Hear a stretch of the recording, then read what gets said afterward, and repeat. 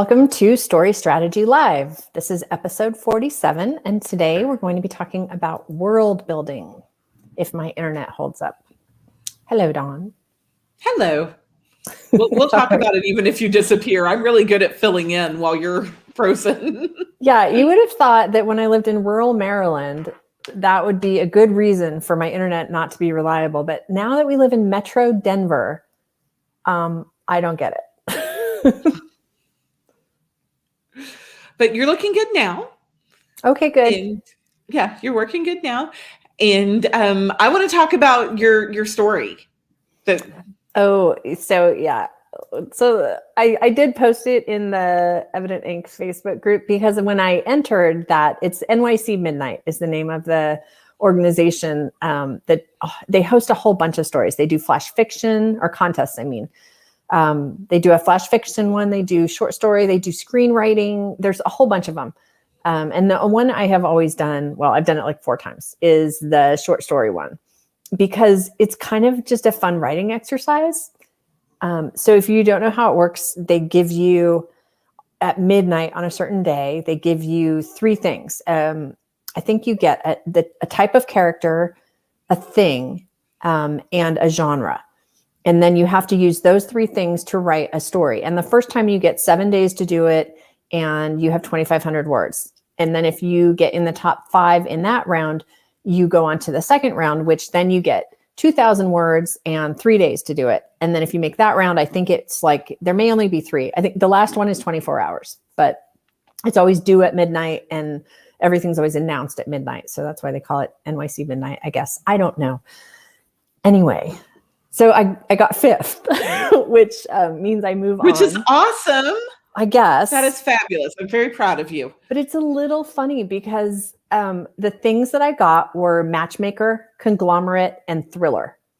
I don't write thrillers. So I had to do a little bit of research about like what are the hallmarks of a thriller, like what must happen in a thriller, so that I wouldn't mess that up. But no matter what I do, I think I write comedy. So what was funniest about this was that my 11-year-old he's kind of a writer and he's always really interested in plots and stuff. And so he was like, well, what are you going to do? And I was like, I have no idea. And he was like, well, a matchmaker, you should make it like a dating service kind of. And I was like, well, yeah, I guess I kind of have to. And he was like, what if it's a matchmaking conglomerate? And I was like, you mean like it's just lunch? And he was like, I don't know what that is, because he's 11. And you're like, good, you shouldn't at this yeah. point. But I kind of told him, I'm like, so it's in all the airline magazines and like any big city, it's always in the city magazine. And it's just like you meet at lunch and there's no pressure. And he was like, well, that sounds like a lot of pressure. It should just be a snack. And I was like, that's a good idea. So then we start talking about it. And the whole stupid thriller was a matchmaking conglomerate called It's Only a Snack. And the whole thing was they would set people up. And then if they really had a good snack, they could go out to the curb where there was a shaggin' wagon parked. And my 11-year-old came up with the shaggin' wagon. Which is my favorite part. The fact there's a shaggin' wagon involved. Well, they had a whole fleet of shaggin' wagons. And the whole thriller aspect was that they were being blown up and people were dying. And they had to get to the bottom of it. So... Well, yes, you have to get to the bottom of an exploding shaggin' wagon. So there was That's just not something you can let happen. Yeah. Well, and despite the fact that it did, I guess, rank above some of the other stories and move on, there was a lot of feedback that was like, so I'm not sure how realistic. And I was like, oh, yeah. Yeah. Like, I'm very sure how realistic it is. It's not realistic at all, but that's okay. Yeah, but thanks for spending a lot of time thinking about how a company would probably not have a whole fleet of shaggin' wagons that would be being blown up. And like, I was like, really? Okay. So that's the funny story for today. So my 11-year-old's very excited that we're moving on. He's like, what are we going to do now? I was going to say, so now you get a new topic tonight, right? At midnight tonight, they'll release the next rounds. Yeah, so you get assigned to a certain round, like they give you a number, and then you have to go find that number, and it tells you the 3 things. So you're in a group with a bunch of other people that have the same 3 things. Oh, okay. And you get ranked against those people only. And then eventually you're all in one group, and you have the same things. So when you get at midnight tonight, is that due midnight on Sunday. Yeah, I think so. Because you get 72 hours. Okay. So that's exciting. We're excited for you. I'll let you know what the next one is. Yes. I hope it's comedy, because otherwise, romance I could do. Anything else, I don't know. It's gonna be like a Western, and you have to include, a boot and a saloon, and there you go. I could do that, but those things go together much too well. It would be like a ballpoint pen, and a spaceship and a clown. And make it a Western. Yeah, in a Western. Anyway. Okay. It would be hard to build that world. Yes. Yes. That was good. That was a very good segue. So we are spring cleaning. We are hitting all of our little topics that don't really fit other places. And so today I'm starting world building. You can do it. I can do it. I have a grasp of the English language. We're starting with world building. We always work on word building. And we're talking about how it is not just for fantasy writers. It is for everyone. Everyone needs to build their world. I think we do hear it a lot in reference, especially to like epic fantasy, where you have to build in the rules, the magical rules of the world and stuff. But yeah, even for like something set in your own hometown or a city that everybody knows, you still have to build the world for your readers. Yes. Julie just made a comment that some poor group may get shag and wagon as one of their 3 things. They'll be like, what is that? You totally should have trademarked that. I'm just saying. I'm sure it has been. It's probably in some level. Okay. So yes, we're talking about world building. We're talking about the fact that no matter what setting you're writing in, no matter what genre you're writing in, you have to build that world for the reader, because you can't assume they just know what goes on in a small town, or they know what goes on in this magical school for wizards, or wherever you're at.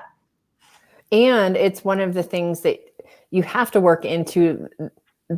I get really passionate about the first page, the first couple pages, the first words that we read, because there's so many instances with especially newer books, or unpublished books that we get where you'll read a couple pages and still have absolutely no idea what's going on. Like, I don't know where I am. I don't know who these people are or why I should care.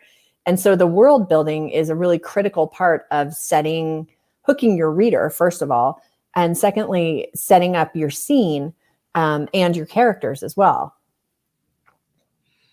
Yes. And so we have a fun thing we're going to do that Nancy came up with, and I'm so excited about it. So we're each going to read a little introductory piece at the beginning of a book. We both picked 2 books off of our bookshelves, and we're not going to tell each other what the books are or the genre or anything. And so when I read, Dawn has to guess. First, she has to kind of tell us what she liked or didn't like, or how, what she thinks the world is going to be. And then she kind of has to guess the genre. And you guys can guess too. Okay. Or if you pick up on stuff that one of us doesn't, you're welcome to throw that up in the comments, as, insight. So these are examples of what or at least mine, I think, are decent or good world building. So without talking more, I guess we can just dive in. Do you want to read one first? It doesn't matter. I picked 4. So we can. You go first, then you've got more. I'll start. I'm gonna start with this one, because I think this one is more along the lines of what people think of when they think of world building. But then, so we'll talk about this one, and then we'll talk about ones that are a little bit more settled than this. Now, of course, we all know how Dawn does when she tries to read aloud, so ignore any mistakes. And I haven't read this book in a long time, so I'm gonna just go. So this is chapter 1, page 1, and it says, "It is the key to the survival, the key to life. My father's old dagger. Perry, I call out over the waves to my little sister. An old can bobs up and down in the water, mesmerizing me for a moment. Beyond the shallows is the sea packed with boats. Some of them are still afloat, with their masts stretching like arms into the sky. Others are half submerged, shipwrecked, and covered with moss. Among the boats are other things: old tires, half of a rusted car, plastic. A body lies face down in the waves, her hair spread out like seaweed. Wow. Okay. So I feel a little sense of like apocalypse. Obviously like a warrior kind of theme, because the dagger is the most important thing. Obviously there's some sort of ocean seaside area. But what's most interesting to me was like the fact that the ocean seems really packed with ships, that they're like, and that they're like obstacles, and there's alive ships right next to dead ships and just dead people floating in the water. So something really bad has happened. The world has changed. If we're still on Earth, we might not be on Earth at all. I don't know. So we learned a lot about the character. I mean, I assume it's a him. It could be a her. Narrates. It's actually a her, but you don't know that okay. from the beginning. Well, so she narrates all of this very matter-of-factly. So we know that this world is comfortable to her, that she's used to it. It's not like she just suddenly got dropped here and there's dead bodies floating around. And her sister is comfortable enough to be swimming in the water with the dead bodies. So interesting. Yes. Anyone have other stuff? Yeah. Anybody want to play with us? I liked it. It made me want to read some more. This is The Murder Complex by Lindsay Cummings. And it is a like dystopian kind of the tag on it, but it's, trained to survive, he's programmed to kill. And so it mixes those genres very well. But I think that sets the scene. Like, you immediately know this is not a happy Kate says it is not a small town romance. Exactly. I don't think so. Yes. And you assume you are not in the world that we live in right now. Yeah. Like, there may be places like that in the world, but that is obviously not, Texas. So I hope not. Not today, anyway. Well, that's good. Okay, your turn. Are you ready for yours? Let's see. La, la, la. All right, chapter 1, page 1. When Elena told people she was a vampire hunter, their first reaction was an inevitable gasp, followed by, "You go around sticking those sharp stakes in their evil, putrid hearts?" Okay, maybe the actual words varied, but the feel was the same. It made her want to track down and exterminate the idiot 15th century storyteller who'd made up that tale in the first place. Of course, the vampires had probably already taken care of it, after the first few of them ended up in whatever passed for an emergency room back then. Elena didn't stake vampires. She tracked them, bagged them, and returned them to their masters, the angels. Some people called her kind bounty hunters, but according to her guild card, she was licensed to hunt vampires and assorted others, which made her a vampire hunter with the attendant benefits, including hazard pay. Nice. So definitely supernatural. Not a small town romance. Not a small town romance. No, definitely not a small town romance. But I think it's interesting that it shows that, like, the first line, when you're like, oh, she's a vampire hunter, usually the vampire hunters we're used to are like Buffy, where they're hidden and they can't, nobody can find out and the world can't know there's vampires. And this is like, the girl at Starbucks is like, oh, you go around stabbing vampires? And she has a card that says she's allowed to do this. Yeah. So a license. Yes. Yeah, this is Nalini Singh, Angel's Blood. I actually have not read this book. I've heard it's fantastic. Terrifyingly, passionately awesome, it says. Nice. I haven't read it either. No, but obviously angels, demons, vampires, and that is the world that we're in. Well, and I think comparing the part that I read to what you just read, mine felt dark and broody and, creepy, and hers is like, yeah, this is just, Wednesday. I stabbed a dude yesterday. It's fine. I mean, it's. Yeah. And a little tongue in cheek, like you get a bit of, I think that these are really good examples of how, even in the first sentence, you begin to set your characterization, depending on the point of view that you're using. Like this Nalini Singh example had some humor in it, a little bit of sarcasm, which gives you an idea about the protagonist, this female vampire hunter who's, kind of sees it all as not a joke, but she's, kind of making fun of the whole thing. I think you can do a lot to give your readers a good idea of who it is they're going to be spending time with in these first few paragraphs, as well as building the world where they're going to be spending some time. Right. And I think it sets up, do you want to spend time in that world? Like, there's a big joke about how people are always like, oh, I read Harry Potter, I want to go to Hogwarts, or I read Twilight and I want to go to Forks, and I read The Hunger Games and I'm good, I'll stay here. You know?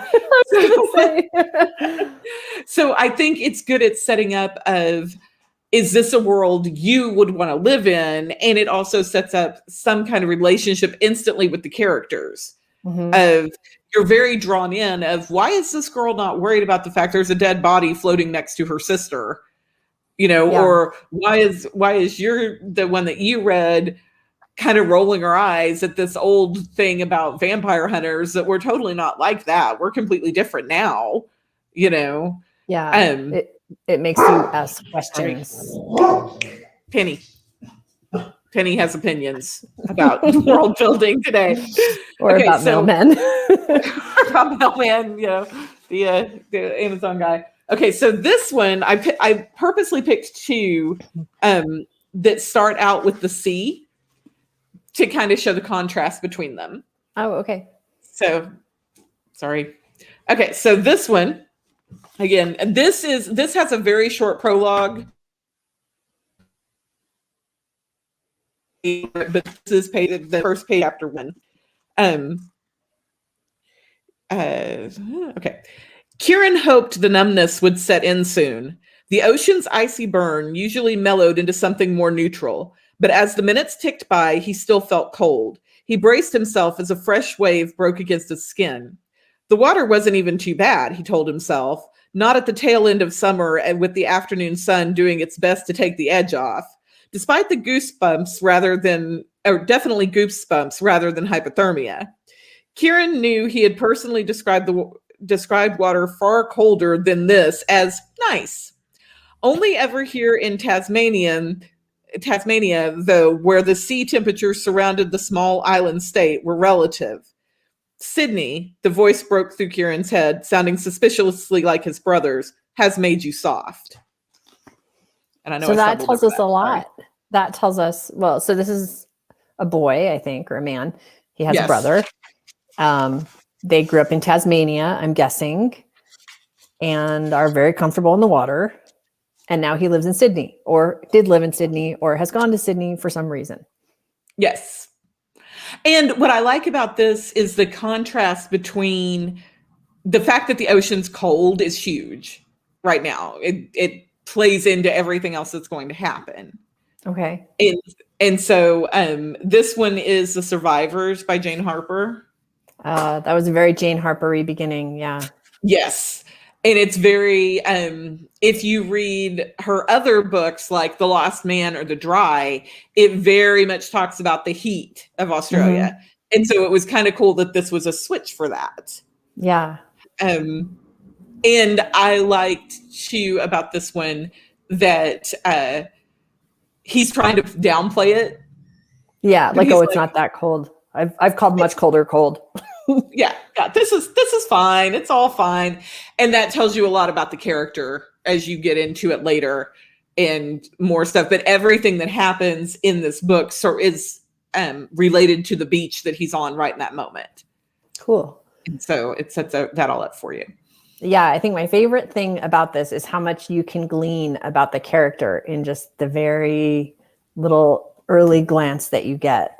All right, so got one more for you. This is actually a prologue. And I tried to figure out if I should start with the prologue or start with the first chapter, but I think I'll start with the prologue. Western Montana, 1991. Alice Bodine relieved herself behind a thin screen of lodgepole pines. She'd had to trudge through knee-high snow for the screen, and her bare ass, with the dragonfly tattoo she'd had inked in Portland, shivered in the wind that soughed like, I don't know how to say that word, sod, S-O-U-G-H-E-D. Soft. I should know. That's one of those words I read and I know what it means, but I don't know how to say it. Anyway, it did that like the surf. Since she'd walked a solid 3 miles on the back road without seeing a single car or truck, she wondered why the hell she'd bothered. Some habits, she supposed as she hitched her jeans up again, just didn't break. God knows she tried to break habits, rules, conventions, and expectations. Yet here she was, hardly 3 years after her self-proclaimed emancipation from everything usual, all the ordinary, dragging her half-frozen ass home. Nice. I like that. I like that too. That's one of my favorite books. I like that it sets up because like, okay, so I've never been to Montana. I've just seen pictures, but I have this image in my head of what I think it looks like, you know, and it sets up like the trees and the mention of the tattoo and all of that tells you a whole lot. Somebody who's got a dragon tattoo on their butt tells you a whole lot about that character.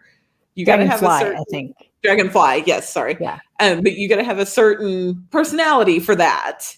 Right. And you very much instantly get a feel for the character's voice. Yeah.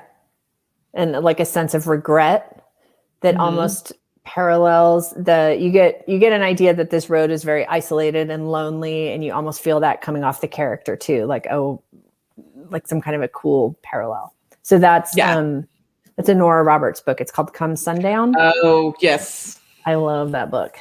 It's almost like half thriller, half romance, which is the best kind. It's a very disturbing romance if it's just a romance. I was going to say, I always like a good dead body with my romance. Are there dead bodies? There's kidnapped girls and stuff. A little, but anyway. Oh, okay. I haven't read that one. So, okay. So I've got two more if we want to do them real quick. Okay. Just for contrast. This one. Warning, my husband's about to walk in the door, just to let you know. Okay. He can't hear you or anything. I'm just going to be distracted for a second. I'll be like, okay. Okay.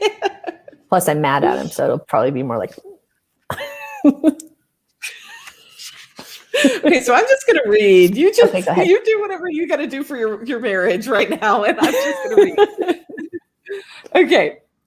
Marin Rush paused in the dark hallway of Harker Hall, her tennis shoes going silent on the shining linoleum and the green exit sign humming softly in the background. She didn't dare move. She'd been on her way to grab a soda and a snack out of the vending machine. Her caffeine supply had been running low, and watching participants snore in the sleep lab wasn't exactly stimulating stuff. But that silky smooth male voice had hit her like a thunderclap, waking up every sense that had gone dull with exhaustion. She'd assumed she was the only one left in the psychology building at this hour, besides the 2 study subjects in the sleep lab. It was spring break, and the classrooms and the labs were supposed to be locked up, all except the one she was working in. That's what the girl she was filling in for this week had told her. But there was no mistaking the male voice as it drifted into the hallway. Kate's already guessed it's Ronnie Lauren. Yes. Sorry, Ronnie yes. Lauren. But I liked, you got the sense that it was a student or someone young almost immediately because of her tennis shoes and Harker Hall. So you knew it was like a boarding school or a college or something. And then it got super interesting when we start hearing about the sleeping subjects, and we find out that it's like the middle of the night. So, and then it starts to get kind of scary because you're hearing like, okay, so she thinks she's alone in this building, but it turns out maybe not. Right. And yes, Kate was right. It's Off the Clock by Ronnie Lauren. And I cheated just a little bit because there's a line that he says that's what she heard, but it is definitely not PG-13. So I didn't want to add that. It's part of the world building, but yes, it's very much setting up that they're at a university and she's in the psych building and she's filling in for somebody. And again, I think it sets up her voice really well. Yeah. Sorry, it sounded like it's garbage day here, so everyone's hauling their cans in, and our neighbors are 3 feet from us. So it sounds like they're coming through the wall. Yeah. Okay, so and then I've got one more to kind of contrast that with, and then we can talk. Now this one starts off with a newspaper article, but I'm going to skip the newspaper article. But it's Mary Ammerman and her best friend Natalie Osner were sprawled on their bellies on the thick, tweedy wall-to-wall carpet of Natalie's den, waiting for the first ever televised lighting of the famous Christmas tree. The den was Mary's favorite room in Natalie's house, not least because of the 17-inch zenith inside a wood-paneled cabinet that was the biggest television Mary had ever seen. Her grandmother had a set, but it was small with rabbit ears, and sometimes the picture was snowy. The furniture in the Osner's den all matched in the beige sofas and club chairs arranged around a Danish modern coffee table with its neat stack of magazines, Life, Look, Scientific America, and National Geographic. A cloth bag with a wooden handle holding Mrs. Osner's latest needlepoint project sat on one of the chairs, and a complete set of the Encyclopedia Britannica took up at least 3 shelves of the bookcase, along with family photos, including one of Natalie at summer camp. Oh, I love it. That's such a great picture of like a 1967 or 70 living room.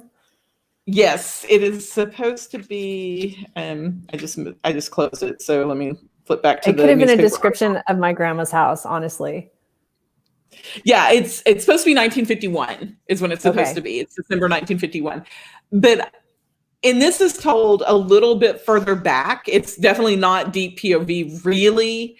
But we're still filtering everything through Mary. Everything is comparing it to her own house because she lives with her grandma, and it's and I love the smoothness of normal like that. It's normal to her that there's this thick carpet and it's wall-to-wall carpet. That's important, Important to point that out, yes.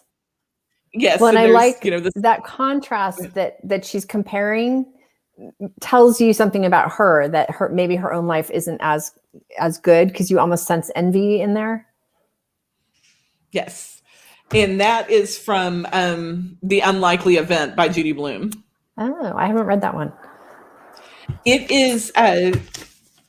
It's about a small community that had 2 planes crash into it in like 2 weeks back in the 50s. Oh, and wow.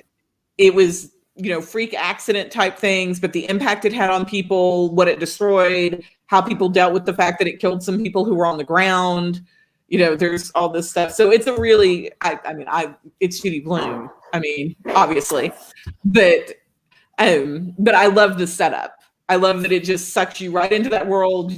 And there's a newspaper, the small newspaper comment above it is just this saying that they're going to televise the lighting of the Christmas tree. Okay. So, yeah, and that in itself had me wondering, like, are we talking about the White House Christmas tree? Are we talking about Rockefeller Center? Like, which lighting was the first one televised? What are they? I think it's Rockefeller Center. Let me see real quick. Yes, it's the 80, and that's why I wanted to skip that part, is because it says the 82-foot Christmas tree at Rockefeller Center dazzled last evening with its 7,500 red and white and green lights that were flipped on, and it talks all about the lighting of the tree. Oh. So, your headphones with you? Well, I should get the wireless ones. I told you I'm like the old lady with the. Who knew that having a wire was going to make you look old? Okay, so you don't look old. We're going to talk about what's important when you're setting up your world. Okay. What do you need? What do you need, Dawn? First, you need rules. You need to know, how does your world work? Well, what if I'm just writing in Denver? What do you mean rules? Well, everything has a culture to it. And so, like, Denver has a very different culture than Dallas. And there's traditions, there's events, expectations that are different in Denver than in Dallas. And especially, and this is why, and I know as Texans, a friend of mine put it, we're stupidly proud of our own state. But this is where you can really pick out if somebody's trying to write about Texas and they've never been here. Oh, yeah. Well, I think people feel that way about where they live, no matter what. Right. And so if you're going to use a real place, it needs to be a place you are familiar with and not just the geography, because the geography, yes, is important and you can make things up. But if you're using a real place, people will be like, well, there's not a bank on, 54th Street in MacArthur. Right. But I think, I will argue there a tiny bit. I think you can write Dallas if you've never been to Dallas, but don't get it wrong. Don't name a street corner and put something there because you don't know if that is there, or, look on the internet and find out what is there and then use that. But it's easy enough to pick a locale and then write it in sort of an amorphous sense without getting super specific. Although I think really specific settings are very intriguing sometimes, and it's fun to read a small town romance series where the same bakery is on the corner in every single book. I think you can write just as good of a book where you have a sort of more generalized setting with only a few key locations that could be there. If you choose New York City or San Francisco or Dallas, you can put something anywhere. Just, don't be too specific. Right. Well, because what's more important than getting the location right is getting the people and the culture right. Yes. And so, for example, obviously we all know I live in Texas. It would be expected of me, if I'm walking down the street and somebody smiles at me, I smile back at them and say, hi, how are you? And they're going to say fine, even if their world is crumbling. That's just what you do. And we are somewhere, if we're at the grocery store and my husband sees somebody, a woman struggling with her cart, he immediately goes and is like, ma'am, can I help you? That's expected behavior. And so when we had RWA in New York, my friends were like, don't smile at people. Don't talk to them. And so I think you've got to get the people right. You've got to get the atmosphere of that situation, which is the people, the weather, the culture, the location, all of it has to feel authentic. Right. Yeah. I always take offense on the whole New York City thing because when I lived there, I actually found the people to be very friendly. But see, I would use that as an opportunity to have my character be like, even though everyone always thinks people in New York are very rude, the man on the corner, like, here's how I'm going to contradict you. I will say the only people who were rude to me at RWA in New York were the people who worked for the hotel. Wow. Bad hotel. That was a Marriott too. Yes. Those were the only people who were rude to me. And I absolutely put it in my little survey that they were not polite to me. But, normally the people on the street and that kind of stuff, they were friendly, but I think getting that, just I wouldn't feel comfortable writing about Australia because I've never been there. Yeah, agreed. And okay. And so you've got to have your rules. Yep. And what else? We've got kind of the culture, the traditions. We talked about that a little bit. So I think it was something that you brought up when you were reading Jane Harper, especially, is the weather, the feeling of the day or the place in general. Depending on what you're writing, that can be in the Nora Roberts book I read too. I think the weather, the fact that it was kind of desolate and cold, she hiked through snow, is really important in kind of building the world that you're going to set your story in. Yes. Well, and how your character reacts to that weather, because I've grown up here and I've grown up in Tornado Alley my whole life. And so I'm not scared of tornadoes. I know what to do. I know exactly, where to go. I know exactly what to do. But when the sirens start going off, it's not mass panic, as it probably should be. But it's, grab the backpack, get your shoes on, because we have emergency backpacks, and get in the bathroom. Mm-hmm. And so you could play that both ways as far as the weather goes, because you stick me in a place like California where the earth randomly starts shaking for no reason. That is not okay. So there is a reason it's plate tectonics. I should say with no warning. I mean, Okay, at least that's with fair. tornadoes, we have warning. And so I think you could take you show a lot about your character of if you have a character who's very used to that situation, they're very used to everything, or if it's a fish out of water. Yeah. And I distinctly remember when I was teaching, we had a guest from California, and it was in the middle of August, so it was literally probably 112 outside. And this man was talking to our teacher group, and he's like, so the tar on the parking lot was melted this morning, and I think it stuck to my foot. And we're like, yeah, it does that, you know. And the first Wednesday of every month, they test the tornado sirens at noon. Mhm. And so we were in an auditorium and the doors were open. And so this noise starts going. And he's like, so what is that noise? And all of us, we were so hot and we're so tired. We're all like, oh, it's a tornado. And he's like, what? And we're like, oh, no, they're testing the sirens. They're just testing the sirens. And he's like, why do you people live here? Why do you, this is a big enough problem. They test it every month. And we're like, well, yeah. And so I think you can play give a lot of information about your character just by showing them, and we showed that in our examples, them very casually interacting with their world. Right. Or explaining their world to a new character. Yeah. And that's how you can avoid some of those info dumps, is especially if you have a magical world or you have a dystopian world and you've got a new character who's put in a different situation, then usually you'll see some, this is how the money system works, and this is how you get around here, and this is how you do this. Yeah. Yeah, that is kind of a risk that you run if you're building a new world, that you feel like, well, I have to, the reader has to understand. I have to tell them everything. But you have to find clever ways to tell them everything. Yeah, and you only have to tell them what they need to know to understand what's happening in each scene and to make them want to read the next one. Because if you have a character who is already involved in that world, then you definitely want to avoid the as you know. As you know, Fred. Right, yes. As you know, we test the tornado sirens every Wednesday, you know.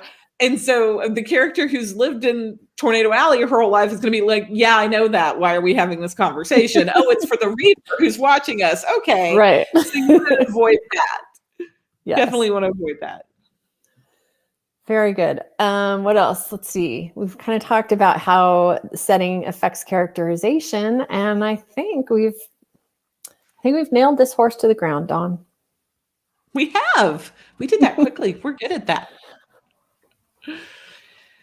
Okay, so coming up. Yes. Well, so we will have a newsletter this month, and the prize. Wait, did we give away? We didn't give away the last book, did we? Did we give it away? We were supposed to. We were supposed to, but we didn't pick a winner. So that still has to be done. I'm going to write it down somewhere. Here, I have Post-it notes. I'm going to write it on a Post-it note. And then at some point today, you post it and I'll text you later and be like, pick a winner. Okay. So you could still win KM Weiland's, what is it called? Creating Character Arcs. Yes. And then for this month, I think we decided to give away 3 of the source for, they're called Writers Helping Writers series. So those are the books by Angela Ackerman and Becca Puglisi. Sure. That sounds, okay. Yes. Sorry, Becca. Those are all the thesauruses, the emotion thesaurus, there's 7 of them. So you can choose the 3 that sound best to you. And I will drop here's the link in the comments here, hopefully. And they have some that are based on settings. They have like a rural setting thesaurus that gives you information about sights and smells and how you would set up that world. Yep, they've got a rural setting and an urban setting thesaurus. So yes, that could be pretty helpful. I don't even have all of those. Maybe I need to buy those. Okay, so there will be a newsletter. We will give away another book or 2 or 3. And we do have next week's episode to talk about. What are we doing next week? Next week we are twisting tropes. Excellent. So we've done a show about tropes before. This time we're going to talk about how do you take them, make them fresh, make them new. How do you do that without being over the top and making it look gimmicky, basically, is our job. Okay, that sounds fun. And the one after that is going to be, oh no, not yet. The one after that, we're going to talk about how to add adding humor to regular not comedies, just not book. Right, like not rom-coms, because we've already kind of covered that, and we've got some great clients, and Delancey does great with her rom-coms. So this is more just how do you work humor in to, like, if you're writing a thriller, how do you work it in there so that it's a little bit of a relief for the reader from the tension? I'm live. Yes. Well, and yeah, I can tell you how to write a thriller with comedy elements. Definitely. You throw in a shaggin' wagon. You just need a shaggin' wagon. Okay, cool. That's gonna be all of my story coaching clients. That's going to be our new solution to everything. Is we're throwing in a shaggin' wagon. Not just make there be a shaggin' wagon. Yes, that's all you need. All you really need. And then it will be my birthday. It will be. Okay. So we're not going to celebrate that. Is it on your birthday? No, it's oh, okay. It's not. But it's right in between those two. So I'm not one of those people who has a birthday and just like moves on. In fact, on April 1st, I told my husband it was my birthday month and he got really mad because I would like to celebrate it all month. But anyway, on the 29th, after we celebrate my birthday, we're going to celebrate our 50th show. Can you believe we've done 50 of these? I know, that's crazy. So yes, we're going to celebrate our 50th show. We are going to have some kind of show party. We haven't got all the details worked out, but they will be forthcoming. And it will be fun. Bring a friend. Yes. Come hang out with us. We're fun. We can be. We can be. So that's what we have going on. Yes, I still do owe us a class, which I did. It's all laid out. I just have to make it. So we'll do that at some point. I'm not attaching any dates to it because then I would have to, hold myself to a deadline. Don't forget about the Story Strategy Saloon, where you can come hang out and come play with us, work on your craft. And what else? Live coaching, other classes. There's lots going on. I think. Yes, we got lots going on. And thank you, as always, thank you for our loyal people who show up and comment. Y'all make us very happy knowing that somebody's with us. We're not just talking to each other. It is always fun to see Kate and Julie, and who else has commented? Not a lot of commenting today, but we know you're out there. I can't see your name unless you comment, but we know you're there. So thank you for watching us. All right, guys, we'll let you go for tonight. We'll be back here next week to chat about tropes, twisting them, of course. All right. Good night, Dawn. Bye.